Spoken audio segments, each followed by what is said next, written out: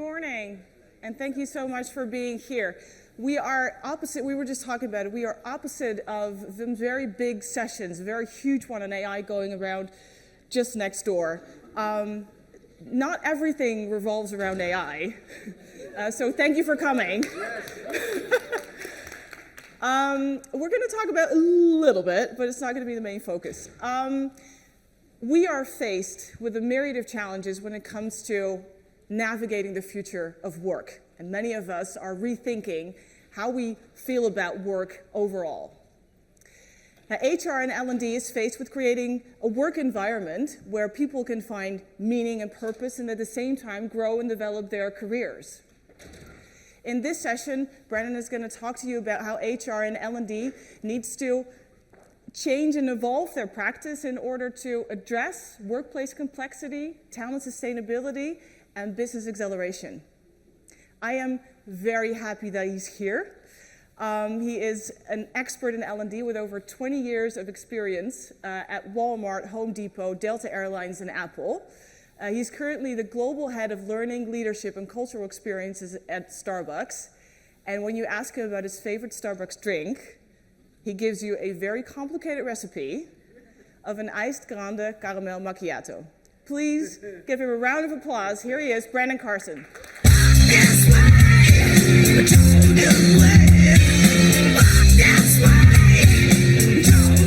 Hello, good morning. How are you all doing? I just left Seattle a couple of days ago, went down to San Diego to this thing called ASU GSV. Have you heard of that conference? It was big. It was like 7,000 people there. And then left there quickly on an overnight here. And I didn't sleep last night, the time thing. So I'm half asleep as we speak now. So I will try to keep, I've got coffee. So hopefully you've all seen the Starbucks that's around the corner here and you've been there and you've had your coffee this morning. I've had 4, I think, because this watch is still on Seattle time. So it is, 3:20 in the morning. And here it's like, and I kept watching last night, it's like, okay, it's midnight and I'm awake. So anyway, a little bit of jet lag stuff going on, but so happy to be here. This is my first time at this conference. I've never been here before, so this is fantastic. I'm really glad to be here. How are you feeling today? Yeah? Good. How are you feeling today? Come on. Come on, let's hear it. We're going to have some interaction today. Do not sit by yourself. We're going to have some interaction today, so make sure you're next to some people. Does that sound good? So move around, make sure you're next to some people. I want to start off by just sharing, I've written a couple of books, and primarily these books are about the sort of smash up of HR, L&D, and technology. And so the second book was during COVID, I wrote that book. And I didn't know I was going to be writing it during COVID. COVID kind of happened. I was at Delta Airlines when COVID happened. I would highly recommend you don't work at an airline during a global pandemic because it was not pleasant. We had to put that business to sleep for a while, which actually was okay in a way. I mean, I know it was a global health crisis and a lot going on and millions of people were dying and suffering and struggling. It was horrible. And we as an airline became a national sort of in-service too for the US. So we were shuttling medical people all around the country because people weren't flying, obviously, for pleasure. So we were using our airline fleet to help during the crisis. And then a lot of us took some time off. I took a couple of months off from work and finished up this book, which was about everything going on during that time. And so it was a little bit challenging to predict what would happen. And who knew? Some of our fear was that L&D would be impacted, corporate L&D would be negatively impacted quite a bit during that experience. However, what did we find out? Really, we were needed more than we thought we would, right? L&D got elevated quite a bit. Ed, our CEO at the time, said we need to be a learning company because we've got to figure out how we recover from this crisis. And we need people, the people practice to help us do that. So some of that came into that book. And then I also want to share that I do have a nonprofit that I founded during COVID as well called L&D Cares. And the idea of this nonprofit is to help with mentoring and coaching for those in the talent practice who are in transition or who are wanting to make moves around their career. We have about 50 industry professionals who offer no-fee mentoring and coaching to anyone that wants it. So be sure to check out that website if you know of anyone, or if you yourself want to have talk to someone to help in your career transition as well. So a little bit about Starbucks. I'm going to talk today a little bit about Starbucks and just a little bit about everything else, and we're going to actually have some discussion about everything going on. And I was kind of joking. I know Marcus really well. He's talking about AI. I was kind of joking. AI is kind of on everyone's menu right now, right? I mean, it's a thing. We're going to talk a little bit about that today. But that's not really what our key focus at Starbucks is right now. So I'm going to talk about some of that, but then we'll talk about everything else that revolves around it a little. Just a little bit about Starbucks. We have over 20,000 stores across 84 countries, about 1,307 in the UK. Total, we have about 35,000 stores when you count US and Canada. So we have a few here. We have 450,000 partners. We call our employees partners. We call them partners because we see them as partners in the business. And so globally, about 450,000. Who wants to share their favorite Starbucks drink? And I'll tell you, this is not Starbucks coffee. Sorry. Yeah. I was like, can we get Starbucks coffee? Does anyone want to share their favorite Starbucks drink? Come on. Nope.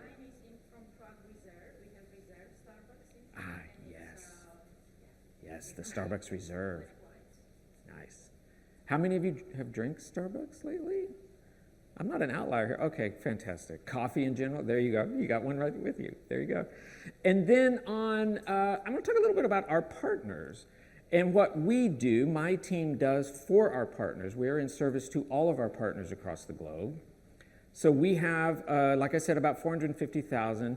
We are a COE in the corporate office in Seattle.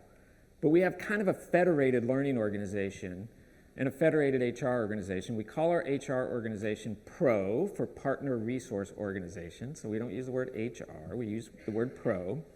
And we have, what I'm responsible for on our team is all of the training that the baristas in the stores that you encounter when you go into the store, we do all of their training. We're in charge of all of that, as well as our retail leadership training. We also have what we call our support partners. So that's like me. I'm a support partner. I'm the ones who support the partners that work in the store. And so we have about 20,000 support partners across the world that we that help whatever happens in the stores. And so we also are responsible for their learning and development. On my team as well is what we call cultural leadership and cultural immersion experiences. So we have a unique culture at Starbucks, and we obviously protect it and advance it. And all of our leaders go through a cultural leadership experience when they come on board. They also get coaching for about 18 months on how to be stewards of the culture, because it is kind of a unique culture. I'll talk a little bit about that. On my remit as well, as I have future of work for our support partners. And that'll be some of what we talk about today. Like, what does that mean to work hybrid? We're now in a hybrid work model for our corporate support partners. And what does that mean as we go forward in the future, how we want to work, ways of working, those kinds of things as well. Organ team effectiveness practices, which is a part of that remit for future of work, I have that as well. And then we also have a human-centered design practice in my team as well. So that's what we do day to day. Keeps us a little busy. So one thing I want to talk about is something we're bringing to life now, which we call Starbucks Academy. So what we've decided is we want to be an academy company. We want people to come to work at Starbucks, what we say, not just for a good job, but a great career. So we're changing how we think about L&D at Starbucks. And of course, some of what probably is not a big issue here, but we do have a big issue in the US with access to education. And so one of the things that we offer is partnership with Arizona State University to provide no-cost academic degrees for our retail partners that work at Starbucks. And because of that, they can get access to furthering their education and then going on to do whatever they may want to do, either at Starbucks or beyond. And so part of that academy model is to make sure that we understand what the aspirations of our partners are, what they want to do in life, what they want to achieve in life, and to help them do that. That's a lot of why we want to be there, is in service to furthering our community, furthering our partners' families, and lifting them up and making sure that they have access to help achieve their aspirations. Bless you. Thank you. You're welcome. No, I'm sorry. Any questions on this as I go through this? Does this make sense? Is this like a corporate, it's a typical corporate academy, but really what we're trying to do is make sure that you have what you need to develop your career. And this is new to some companies. Where does innovation fit into that? Innovation, Better. Yeah. innovation in general, so we're moving from being a founder-led company. So our founder, Howard, he's no longer the CEO. He's moved off of he was chairman of the board as well. He's moved off. So we're in a transition as a company. We're calling ourselves under reinvention. And so you're right, that entrepreneurial spirit, that innovation is threaded throughout everything we do. And that's one of the things that ignites something like the academy here. That has to be a key part of learning. And we're going through the process now of making sure that there's not necessarily just time for training, but there's value added to learning at the company. And it's a big difference because that drives innovation. Innovation is necessary, obviously, as everything going on in the world today. We have a question there. Is this a truly global model? And if so, how do you consider the local nuances in different countries? So it is. Brandon, for the recording, can you repeat the question? Yes, thank you, Henrietta. The question was, is it truly a global academy? And so our new CEO, who has chartered us to be truly global, is helping us to envision what that means across. And so no longer are we a North American company that operates in other countries. We are a global company. And you saw that most of our stores are outside of the US at this point. The number of stores more international than US. But the COE is operating in a truly global fashion. And so I'll tell a quick story. Lax, our CEO, was in China and India visiting recently, and he noticed a consistency among the stores he visited in China and India and the US. And he asked my boss, and thank goodness she answered this way. He asked my boss, what I am experiencing is a consistency in the culture across the stores I visit in these different countries, in these different locations. And he's like, why is that? How does that happen? And she looked at him, and of course I'm just a year in role, right? So I'm pretty new, right? So anything I can. She said, Lax, it's because of training. And I'm like, yes. That gives me another year for my job, maybe.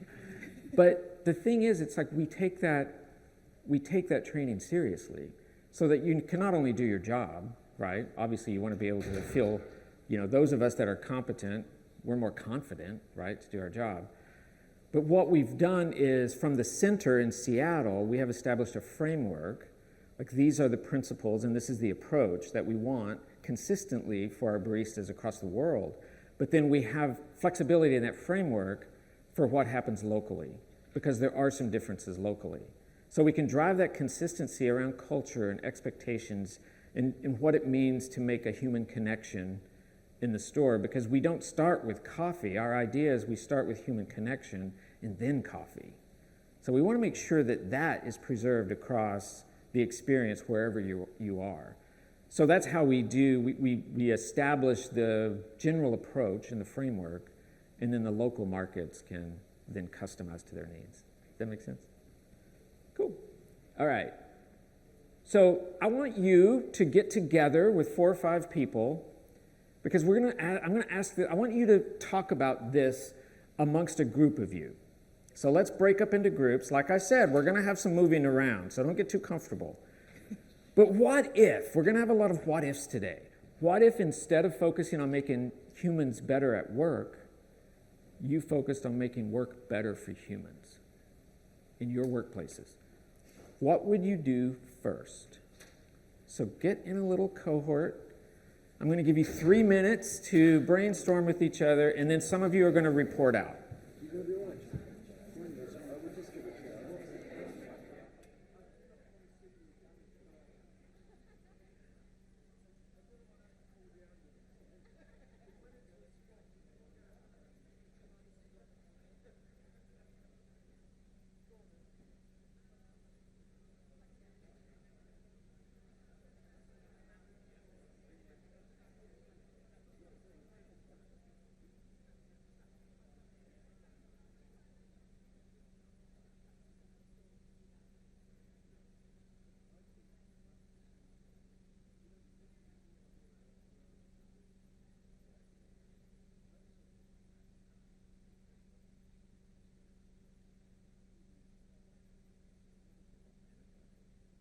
Got about a minute left. Remember to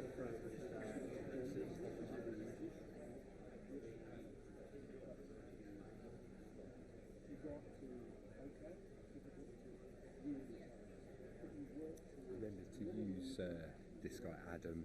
He's got ready to run them. I'm just going to do a few of them too. Okay, cool. All right, Adam, you ready? Thank you.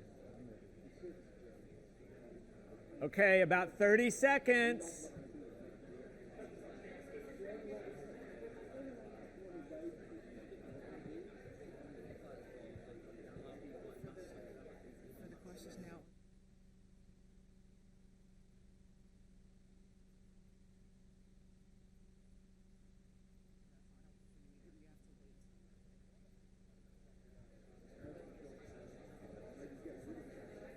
Okay.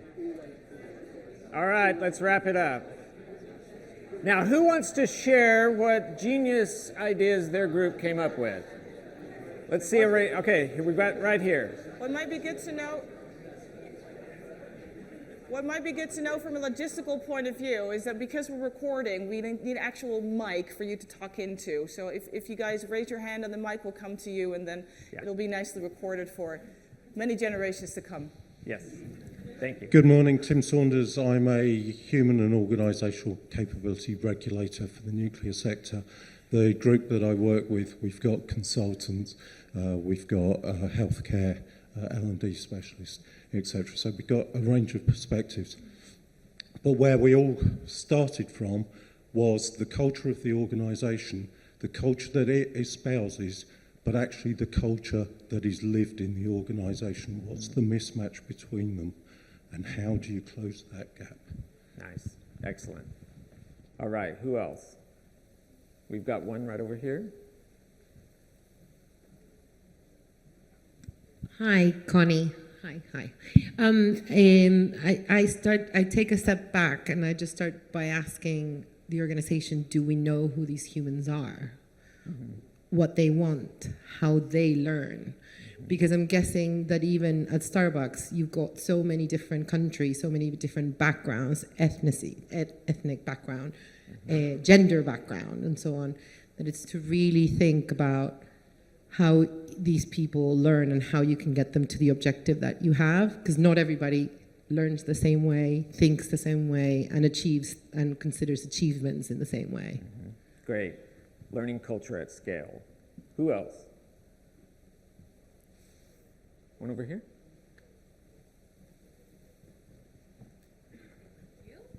Hi, I'm Amy Dodds with Skooks. We're an LMS. I really think that when you do what works better for humans, when you make things enjoyable for them, they're better at what they're doing. So by doing that, you're improving retention, improving your employee experience, and just overall having a better culture. Love that. Love it. That's twice we've heard culture. Let's come over here. Hi, I'm Nellie. I'm a corporate trainer for a financial services company. We discussed autonomy over time, so just giving people their flexibility. And we also discussed mastering your skills as well and having, again, autonomy over your own development, as well as working on the easy wins, but as well as those more difficult and complex kind of strategies that you might want to implement are equally important. Yeah, fantastic. Anything else? Got one back here?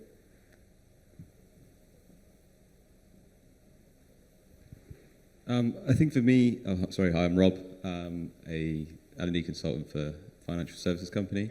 I think for me, it comes down to what is the priority of the company, right? So is it maximizing profits for shareholders, or is it, we want to make a good product, we value our customers, we want the people that we employ to have good lives. I think there's maybe something in that, the idea of kind of like welfare capitalism. And I think everything kind of stems from that, because if the priority is to, make profits, then everything else gets sacrificed, right? Yep. Great. Anyone else? Anything to add? We've got up here. This side's being awful quiet. We're gonna have to stir it up over here. Hi, I'm Tom. I'm an L&D business partner at a retail company. I'd say for me the biggest thing's about belonging. Do I belong in a business? Do I feel like I'm around people that understand me and I can authentically be who I am? I feel quite fortunate that when I transitioned into my company, they're really big on ED&I and encouraging people to bring themselves to work, the whole selves. And I think that's one thing that's really elevated me in my career, that I've had that opportunity to be myself and not be judged for bringing my entirety to work. So I think that's something that should always be focused. Love that. Thank you. All right, over here, someone. We're going to voluntold if we're not. Okay, we've got both front and back here. We were talking about that, and personally, I think you've got to strip right back, and if you really mean and want to get the answer for that question, you just ask that question to the people. And when you're asking it from the point of view of looking at generation, looking at gender, looking at what roles they are, from the senior right to somebody starting to apprentices, and gathering that data. And then once you get that, you can see the themes. And to me, it's stripping it right back and just asking that one question that you've got up on the screen to then understand it. Yeah, love that. That's really good. Love that. We had someone in the back here.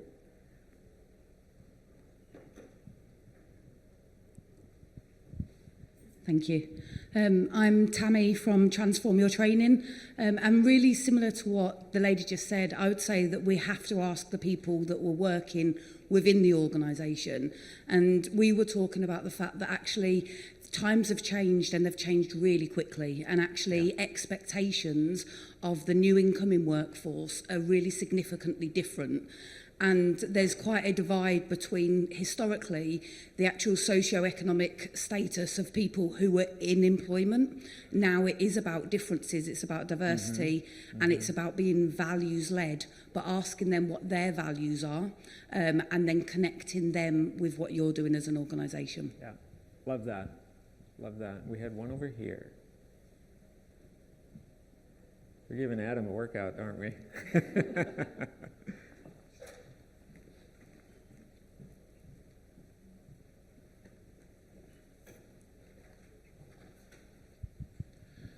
Matt Phillips from One School Global.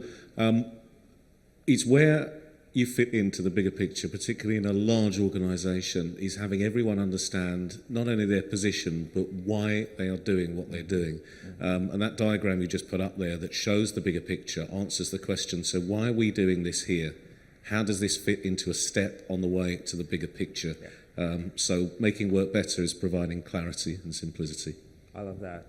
Fantastic responses. So we had culture, we had diversity, we had belonging, we had joy, we had customer experience, employee experience.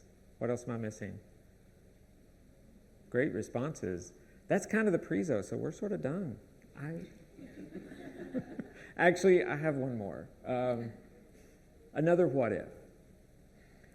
So what if instead of treating employees as an expense, you viewed them as investors in your company?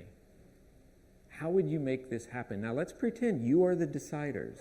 Some of you may be the deciders in the HR function or even in the C-suite. So another 3 minutes, if you want to change up your groups, I want you to talk about this. How would you make this happen if you flipped the switch and didn't see employees as a cost burden, but instead you saw their expertise as an investment in your company? How would you make that happen? Okay, go. You got 3 minutes.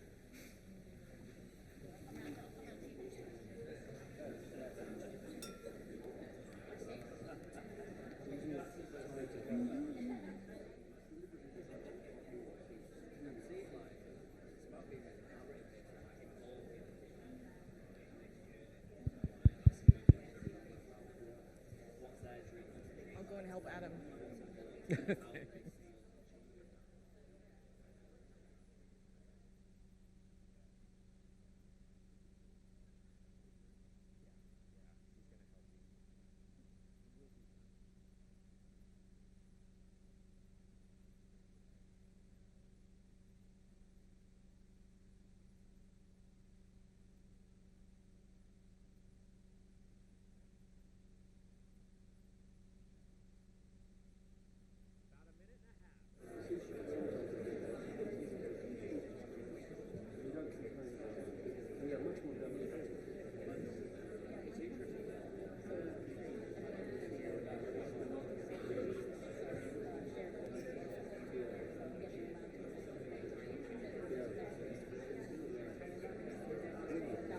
Okay, about a minute, so start wrapping up your thoughts.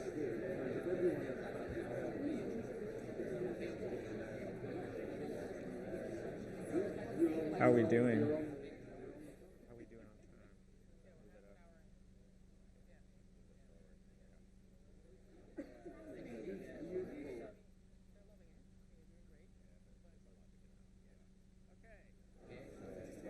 All right, let's bring it back. We're going to take the two best teams. Who are the best teams? Let's make it a challenge. We should have made it a challenge, right? Okay. Okay. You're out of the gate. No, right behind you, out of the gate. She had her hand up. Yes, this is going to be good. We're going to be better. Hiya. Essentially, what we said was we would give them shares potentially, so actually make them part of the company, so that everything they do will be to drive company performance because it's their company as well. But we also said that give them a seat at the table essentially, so if you're not in a position in which you can give shares, create a really strong listening strategy so that they feel as though their voice will be heard, so bring them into the decision making and all these sorts of things. Love that. Bring them into the decision making. Okay, who's right over here? Neil. Hi, I'm Neil. I don't know whether investors is the right word or whether real partners is a better word. L&D has always been seen as an expense or an expense account. And having been made redundant, and I think you've been made redundant recently, we were seen as a cost that the VCs no longer wanted. But if I was still there, I'd still be providing the millions of return that they were getting that they're willing to not look at because we were a cost. So I think investors is the wrong word. I think actually you've got to look at, if we're all partners in a business, then we help the business grow. Love that. And as far as having shares, well, I had shares, but they're totally worthless once they throw you out. I like partners, Neil. I like that. He's so excited here. So I Go want to for know it. now. You'll be amazed how excited Go we for are. it. It's picking up on the point that the gentleman made at the back in answer to the last question. Every employee has a unique contribution that they are making to the business to enable the business to perform. And it's recognising each individual, therefore, for the worth they have. And it picks up on the term of partner that everybody keeps using. But absolutely, we don't exist in isolation. We exist as a whole. And so it's investing in that unique contribution, but also recognising individuals' aspirations and therefore investing in their future so that they can meet their aspirations and still provide that unique contribution to the business. I love that. That was good. I love that. Worth it. Yeah, I love that. I know we should vote, right? So Do you agree?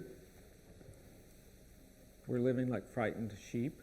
In the US, it took the telephone about 80 years to become ubiquitous. It took about 40 years to connect 2/3 of the world to the internet. It took 6 months to sell 1 million Palm Pilots. It took 24 hours to sell 1 million iPhones.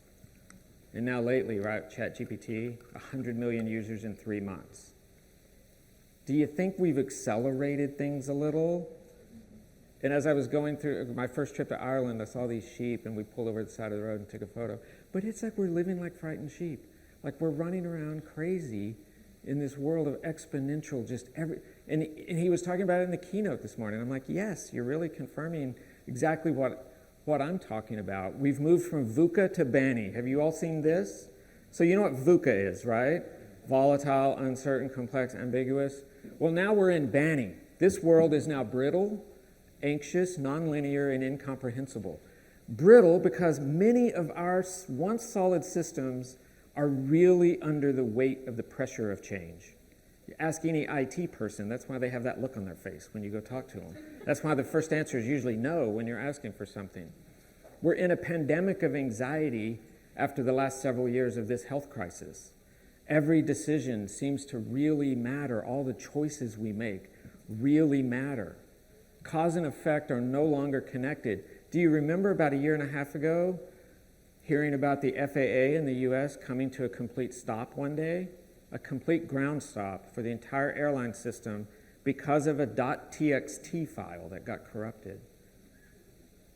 So every choice someone makes, and of course that goes up to brittle as well, right? The entire infrastructure of how we move people around the world came to a halt because of a text file. And then the incomprehensible, the fire hose of information coming at us constantly. My TikTok algorithm is actually my daughter's algorithm because she sends me TikToks and tells me to watch them. And so I watch them, and she said, Dad, you've now trained the algorithm to be me. And it's just this fire hose of stuff coming into us constantly. What's the truth and what's not the truth? What's misinformation and disinformation? This is the world that we're now living in. And now we're looking at how AI and automation really is impacting work. We saw the UPS layoffs of 12,000 managers, and before they recalled the memo, they had said it was because of AI. They are a logistics company. They're really getting more efficient. They were able to lay off 12,000 managers because of automation and AI. Mark Zuckerberg is personally reaching out to find AI talent for Meta and for Facebook. He emails specifically the top candidates that they want to attract in because it is really gold for them now to be attracting that kind of talent to come into their company. And so we're at kind of an inflection point, aren't we, where there's just today we heard about Google's layoffs, we heard about Tesla's layoffs. Do you think this is driven by AI and automation? We know the UPS one was. 12,000 middle managers lost their jobs because of that. Not to be all doom and gloom, but this is the world we're living in today. So I want to take us back in time a little, because I'm going to have a little bit about AI, but I really want to take us back so that we can get some context to things. We've always had exponential advancement as humans, right? We know that. But here's a couple of big ones. And one of them actually impacted my life pretty significantly. The first one was the Gutenberg press. We all know that, right, in the 1400s. What did that usher in, other than global literacy and education? You might argue it's as big as the internet as an invention, right? It ushered in the Protestant Reformation. I mean, it was big, right? And then the Mergenthaler linotype. How many of you have heard of that? Really? Okay, this is going to be educational today then. So that's me in 1980 running a Mergenthaler linotype. I'm a 5th generation printer. My father, my grandfather, my great-grandfather, my great-great-grandfather, they were all printers. And I used to hand set the type, put it in a letterpress, and we would print on the letterpress. And then we had this newfangled thing called the linotype, which I thought was really cool. If you've never seen one operate, it would blow your mind. And of course, it took a German to do it. because it is so mechanically accurate. It is amazing. But it was a technology that was really difficult to bring to life. So Gutenberg had the first startup, you might say. He came up with this invention that actually was an agglomeration of other inventions, because he didn't invent movable type. Who invented that? That was the Chinese invented movable type. He needed ink, he needed paper, he needed all these things to come together for his invention to come to life. It didn't really happen until the linotype, 400 years later. Not quite like earlier when I talked about 100 million users in 3 months for ChatGPT. But implementing emerging technology has challenges around mindset, momentum, and scale at any time in human history. We're at that inflection point now. And like I said earlier, during COVID, we in L&D and HR became really important. More important, I mean, we've always been important. I'd argue we're probably the most important function in the organization because we deal with people. In changing human behavior, you can't tell me there's anything harder than that. That's not easy. But we really got elevated during that crisis, that health crisis, because people are thinking about what work means to them now, coming out of that kind of thing, right? So we've always had challenges implementing technology. And a good friend of mine said this quote not too long ago. You should connect to him on LinkedIn if you don't know him, because he's really smart. He says that AI will impact L&D even more than the introduction of the PC or of the internet. It's forcing us to confront the challenge of value versus activity. And too many of us, for too long, have been in this tyranny of creating one size fits all, whatever we do, versus one size fits one, which is what AI can give you if you can implement it the right way. Now, back to the press. This was probably the world's first startup. He had this great idea. He produced, during the 1400s, he produced 200 of these machines. They started printing, they started making books. He tried to get investors. He ended up going bankrupt, and he died poor. It didn't work. It was a failed business. But look at the production enhancement, the efficiency. 3,600 pages per workday compared to 40 by hand printing books. The investment required all of this stuff, movable type, ink, paper. There was no supply chain for paper, no supply chain for ink.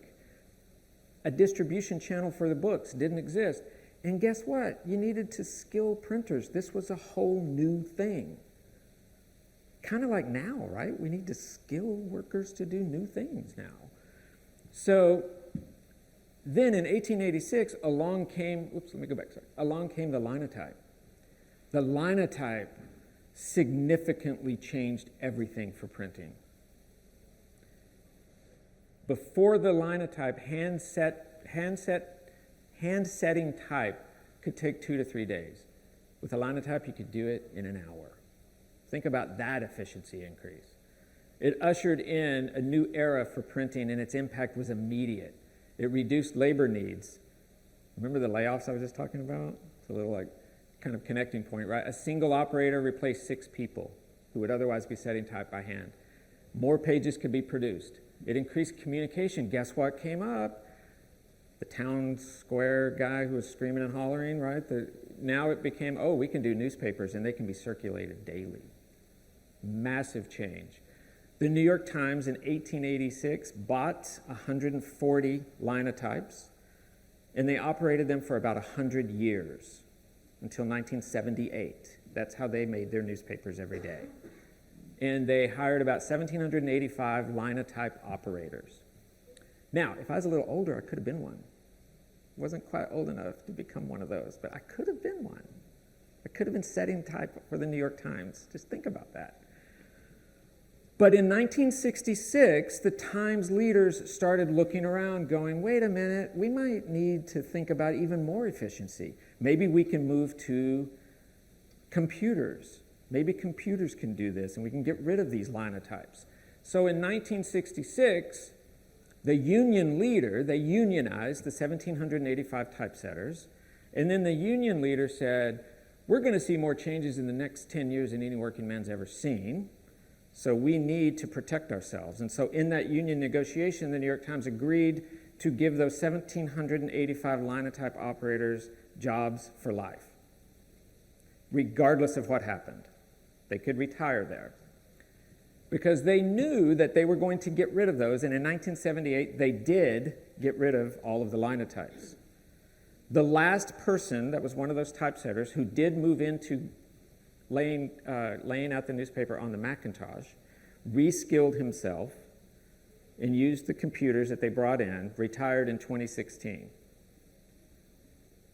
So you saw this sort of evolution of technology, not happening quite as exponentially maybe as we're having today, but when you think about it, which one would you prefer? Work in the 1400s or work in the 2000s?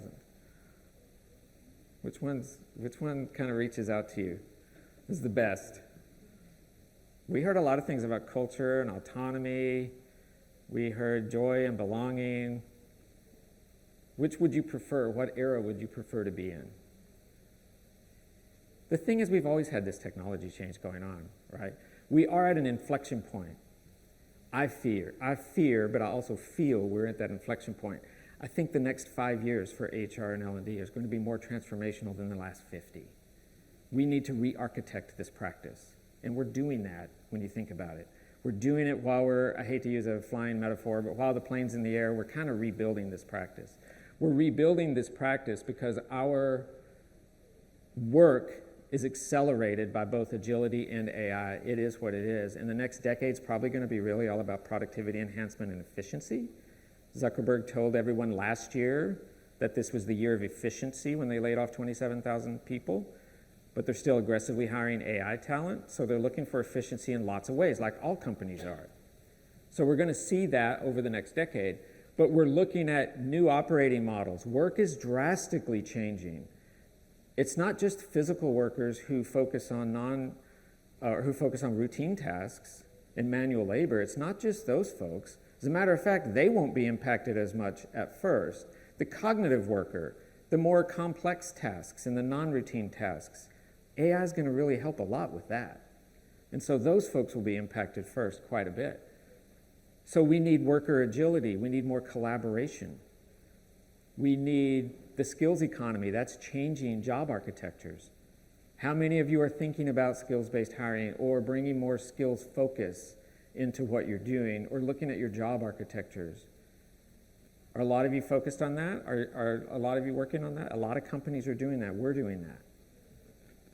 But all of these changes, including the workforce expectations, their priorities are shifting, especially coming out of COVID, the 2 decades of the tech tsunami that's been hitting them really hard. They're looking at their labor and what they do in their labor, and they're wanting more out of it. They're wanting different out. They have expectations that are changing. And so you see here just some sources of data. Most employees want flexible work options. A lot of HR execs, the majority are saying they are moving skills work, or they're moving to skills works because it's critical for disruption. And change in jobs-related skills coming to AI, 65%. A lot happening. And so then we're having to construct this new operating model. And that's why I'm advocating that HR should be the center of AI policy and AI procedures and how AI is implemented across the organization. It should be taken either in partnership or from your IT group. They should not be driving this. The people practice should be driving it, candidly, at least having that voice in that. AI is not a technology, it's a transformation. And we have to be in the center of all of that to make sure that the humanity in the work is preserved as much as possible. So we're looking at different workflows. We're looking at this idea of teamship, people working as teams, and some of these teams coming together to solve a problem and then dispersing and more teams being created. We're definitely looking at more collaboration in the work being needed. Definitely work is more team-based and collaborative-based as we go forward. It's not really, and how many of us are just focused on skilling the individual? We need to be skilling people to be able to work in teams, because that really is the future of most work, especially cognitive work. Okay, we've got another what if. We're going to do this in a quick round robin. What if your CEO asked you to share with him or her what your top 3 next actions are for talent development at your company? So think about all these things I talked about. Worker agility, AI implementation, workforce collaboration, teamship, all of these things that we're focused on, Java architecture, skills. When you start rattling it off, it's like we have a hard job. Get together in your groups really quickly and talk about the next actions you should take at your talent development company that you would share with your CEO if they asked you in the elevator. This could cost you your job, so make sure you have a good answer. Okay, go.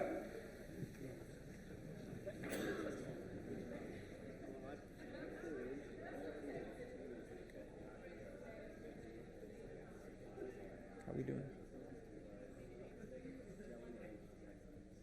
I think we're doing okay because I'm moving faster.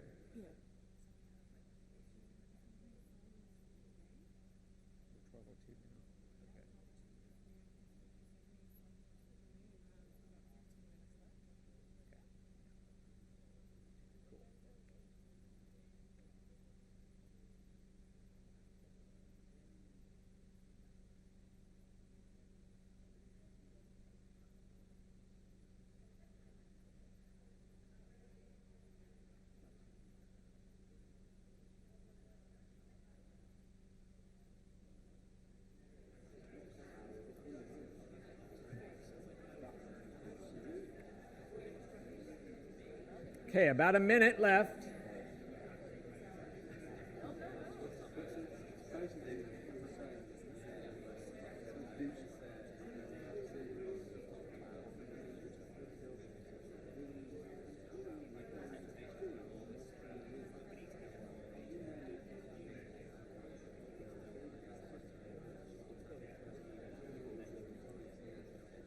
Okay, about 30 seconds, so get your ideas solidified. I'm going to be the CEO, so I may fire you at the end of this, or I may promote you.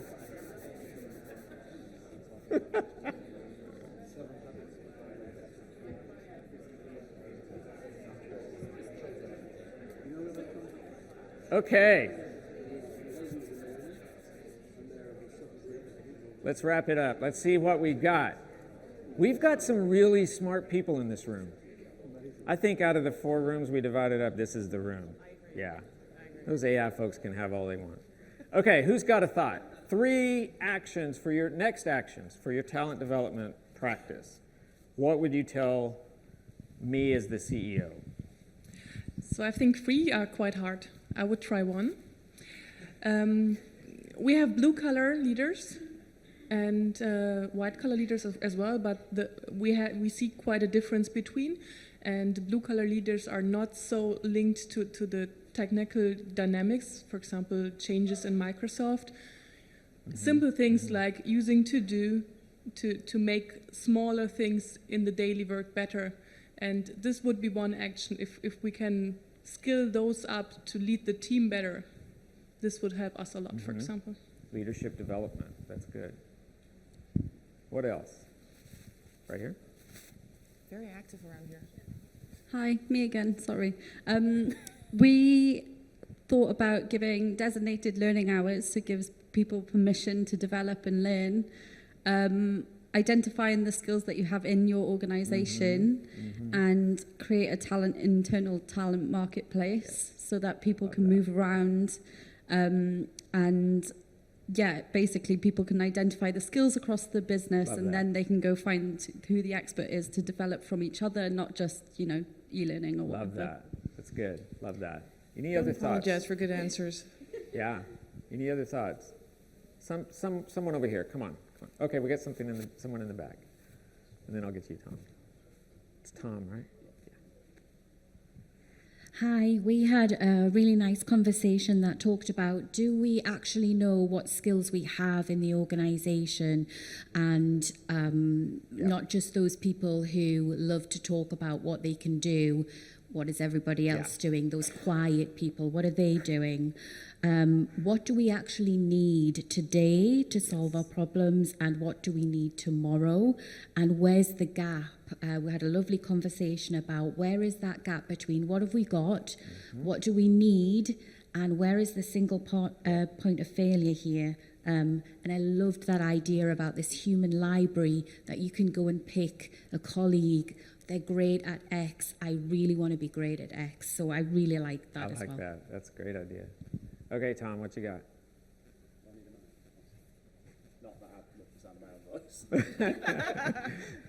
We talked in detail more about having purpose to the direction that you go in. So the top 3 would be great, and in an ideal world it would be 3 working towards that same direction. But all these different technological advancements that we're getting, such as AI, more advanced LMSs, are great, but the foundation needs to be driven by those interpersonal skills that there's a big lack of in the industry at the moment. And it feels like we've gone for a bit of a full circle moment where having these vehicles is fantastic, but if you've got nobody driving them and a purpose to go to, they seem like they're just going to go off on their own separate courses and not sort of create that signified experience. So that was our sort of key takeaway. Start with the purpose and then sort of go towards and use what you can to get there. Love that. Really great responses. I think you're all hired and maybe promoted. So I love that. So talent sustainability, that's what we're focused on right now at Starbucks, is how do we create value for our people? How do we make sure that we address what was talked about in the keynote today, mental health, well-being, and then this other thing we call joy. And I wanted to share our mission promises and mainly our values that we just tweaked for our company just in December of last year, and how we did it. So quickly share how we did it. These are our 5 values that we came up with that, if you look at the whole thing, it's kind of a stack. We have our mission, and then we have our promises that we're making to all of those we're in service to, partners, customers, communities, shareholders, and the environment. Our strategic priorities, but everything is foundational to these 5 values. And we created these values by going out and talking to our partners in the stores and our support partners and hearing from them what was important. And we did that through thousands of interviews and conversations where they just shared what they want this company to be. So this isn't stuff on the wall. This was stuff that they co-created. It wasn't our CEO. He wasn't in any of these conversations. It was all our partners. And candidly, if you look at joy, where it says down at the bottom under joy, we create great vibes to bring the best out of others, which was the hardest word to translate. Vibes doesn't translate necessarily very easily, especially into Chinese. So we had a lot of conversation around that. And what does that really mean to bring joy to work? And Tom, you mentioned belonging earlier. Everyone needs to belong at the company. Courage. We need to have courage to have those kinds of conversations that are important to not only advancing the business, but advancing who we are and who we're in service to as a collective. And then results. At the end of the day, we're not a nonprofit. We do have to make money. And then craft, obviously, delighting in the rigor of the details when we make those drinks for people. And so these values are really important for us, and they manifested themselves through our partners, which kind of goes to all of the things we've been talking about, is let's create a culture, and we've heard culture quite a bit this morning, let's create a culture that is inclusive for all of us. And so what we're seeing going on right now, and I don't know if any of you are familiar with John Hagel, Hagel. If you're not familiar with him, I would advise you to look him up on YouTube. He works for Deloitte's Center for the Edge, which is really about future of work. And what he's been talking about is what we're moving from and to. We're moving from the manufacturing age work model of scalable efficiency. If you look at most work models that we're actually still in some regard, it was designed to make the most efficient, whatever it is, widgets, products, services, whatever they are, to make them in the most efficient manner whatsoever. In a lot of this manufacturing age thinking, we were training and educating people to be able to come out of school, go into training, and know how to make these widgets in a replicable way, in a templatized fashion. So everything about work was built for efficiency at scale. He says we need to move to a learning efficiency model where we need to learn faster at scale, and we need to build our digital and physical work systems to motivate people to constantly be learning. The skills gap is never going to close. You've seen 100 million users go to ChatGPT in 3 months, folks. The skills gap is permanent. The way technology is accelerating, so we have to be continuous learners, and we have to keep skilling our workforces. Again, that one size, the one size fits all versus one size fits one, right? We've got to move to the one size fits one model.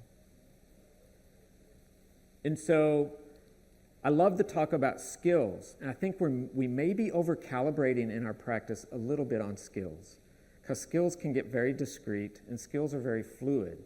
What we're doing is focusing on skill clustering, and we're looking at these 3 clusters of skills and trying to identify where we have them, where we don't have them, and fill those gaps as much as possible. Technical skills, human skills, and conceptual skills. These are the 3 clusters that will matter the most, we think, for the types of work we want to do in the future going forward. There's examples here of these types of clusters. So software proficiency, operating machinery, coding, and programming, obviously technical skills are important. You're going to be augmented a lot by what AI brings us here, but this is still important for you. Human skills, the ability to interact, work, or reflect, or relate effectively, to be able to collaborate. You'd be surprised how difficult that is in some cultures and some corporate organizations. And then the conceptual skills, or a lot of people think systems thinking, strategic thinking, connecting the dots across.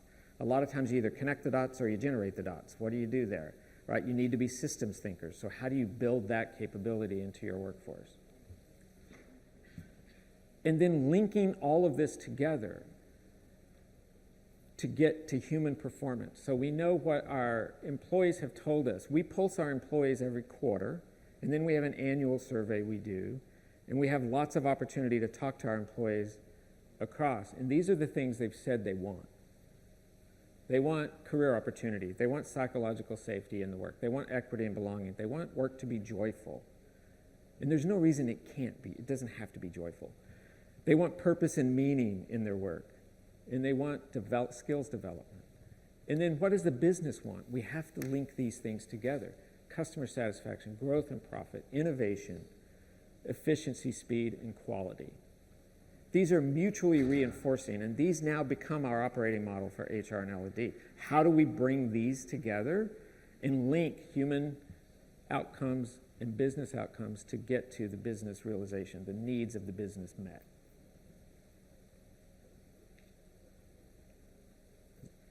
Orville Wright in 1943. So you know who he is, right? Or was. He and his brother invented flight at Kitty Hawk in North Carolina, I think in 1903. I think they did the first airplane flight. I should know that, having worked at Delta, 1903, I think. Wilbur and Orville. Wilbur died, I believe, a lot sooner than Orville. Orville passed away in the mid-40s. On his deathbed, or near his deathbed, I think it was 1948 when he passed. This photo's from 43. He apologized for what he had done because he was lamenting that his invention was used in war to kill people. And he thought, neither one of them were, they were smart. He thought that it would actually be the reverse. It would be a deterrence instead of using it to actually do what was done with it. But when Hiroshima and Nagasaki happened, that's when he lamented what he had invented. And then we have Sam Altman. There's 80 years between these 2 photos. Sam Altman, who just recently, I don't know if you heard him talk about AI and its accelerated and rapid innovation that's happening in that space, he warned us. Remember, he was fired. There was a lot going on when he was removed from the board that we don't know about yet, I bet. But he did warn us about the risks of what we were doing. And so we've been warned about technology, and we get technology given to us. It's neutral when it comes to us. It's the humans that are not neutral. It's how we decide to use the technology.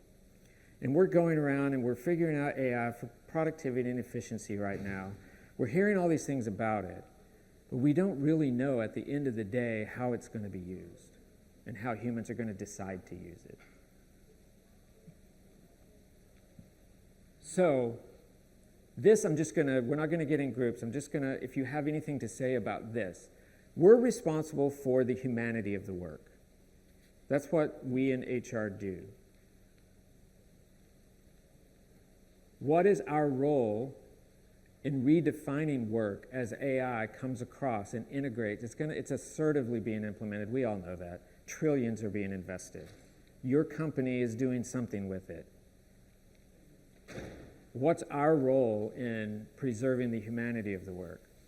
Because that's kind of the whole thing that I've been talking about today, is we've got technology moving at a pace. It may be a little faster than it was in Gutenberg's days, but think of the mindset he had, right? He was thinking about things, supply chains that didn't exist, skills that weren't there that needed to happen. And he had the fortitude and thinking, the systems thinking, right? So that's just how humans work. But what, in your mind, what levels up? If you were the decider in your HR organization, or if you are the decider, what do you think is the most important thing for us to think about right now in preserving the humanity of the work? Any thoughts? We have one right here. Sorry, Adam, I didn't. Thanks. I'm Caterina, L&D Director at Danone. I think starting by understanding as much as we can. Of course, AI can have a bigger impact from all the other technologies, but in the end, we say it's a tool. And I believe the biggest issue that we have is taking decisions because we don't understand. Mm-hmm. And that means we're scared, and then we either build a hype or we miss the train. And so for me, the HR role is ensuring all our people, all our partners, understand as much as they can, learn, inform themselves, be able to test, to pilot, make mistakes, and take it to the next level. Love that. Love that. The human connection is important. Yeah. Any other thoughts? Yeah. At the end of the day, HR's role is to facilitate the conversation. The business needs to own it. It is the people who do the work that will understand the impact that AI will have. They need help in framing the question so that they can bring their intellectual capital to how it will be addressed in each area. But at the end of the day, HR cannot impose a redefined work on a business. The business has to own it for it to gain traction. Good. Any other thoughts? Some heavy stuff, isn't it? What is it, Thursday morning? I haven't slept. That's the reason this is so heavy. This is my fault. Really, I just want to share that we've had 2 decades of rapid technological change. That tech tsunami I've been talking about, it's not going to decelerate. It seems to be accelerating and going even faster. And it's affecting our lives. We're in a capability crisis in a lot of ways. If we're not skilling for the future, you're already behind. What is your responsibility to the workforce? What is your responsibility, if any, to the displacements that will come, to the jobs that will go, or that will change, or that need to be augmented as the people practice? It's kind of heavy for us. But this is our moment.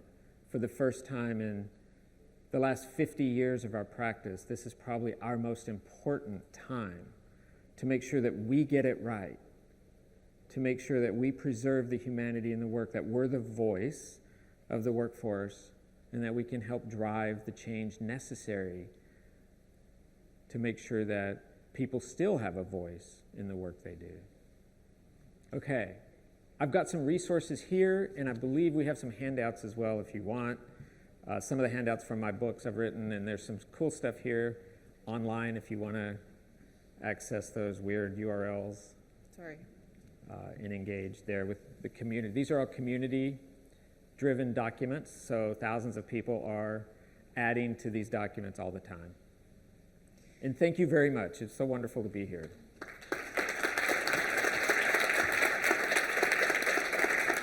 I'll add too, if you have further questions, just feel free to email me at my Starbucks. We can have one or two questions if that's okay. Sure. I want to thank you, Brandon, for the story.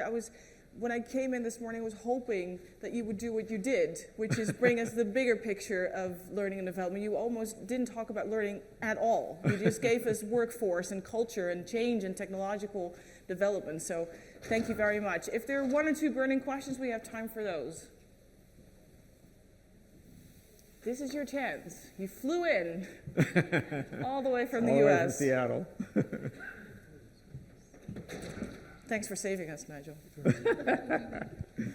It's about the relationship between HR and L&D. So what is your relationship with the CHRO in Starbucks? What is delegated to you and they trust you to get on with it? And what are you told, don't go there, that's our business? Yeah, no, love that. My boss is the CHRO. She's been a partner for 21 years. We are an integrated COE, so all of our talent practices are together. And we have leaders for talent acquisition, talent management, I&D, which is our diversity and inclusion practice. We refer to it as I&D, learning and development. So we're all together. And I would strongly recommend that the integrated talent practice is really the way to go because, for career progression from, attracting the right talent all the way to retirement or returnship through that career progression, it's important that we're connected across and so that we can build the right solutions and products for our partners. So we're there together, constantly talking. But usually my hand gets slapped if I get too much in the talent management world. So I could back off a little bit, right? We've got someone there. So, all right. Yeah. We got one over here. Yay!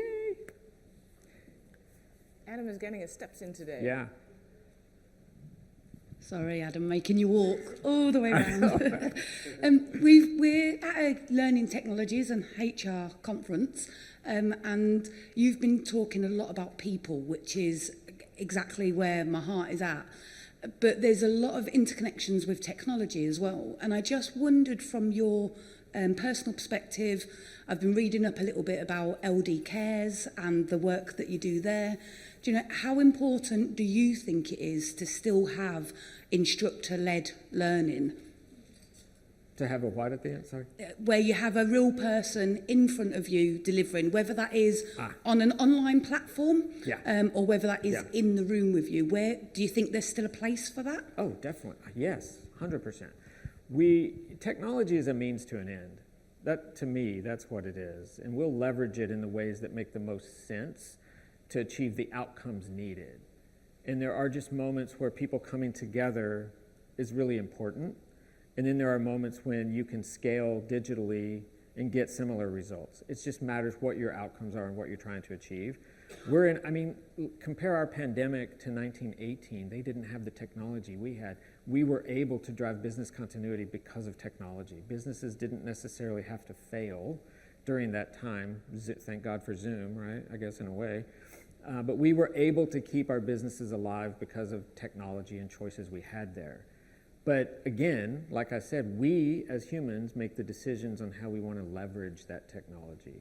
And I think in L&D, technology, every worker at every level from now on will be interacting with technology in some form to do their job. That we already know that's happening. So we need to understand it and be able to make sure that we have the right way to be able to train them the right way to do their job, whatever it may be. And if technology, we use technology at Starbucks all the time. That's how we are scaling across the 35,000 stores we have. We leverage technology. But guess what? Our baristas, which by the way, there's over 130,000 different combinations for a drink that can be made at any moment in our store, they are trained shoulder to shoulder with a barista trainer, right? Because that's the only way it can really be effective and efficient. right? So we just have to leverage it as a means. We have to understand it as L&D people, and we have to know what it can do for us and then leverage it the right way. We're out of time. We're out of I'm time. so sorry. I could go all yeah, day. yeah. You guys have been great because it's been very interactive. Thank you, Thank you guys all. for Appreciate coming it. and doing that. Brandon, big Thank applause you. for you. No, give her the applause.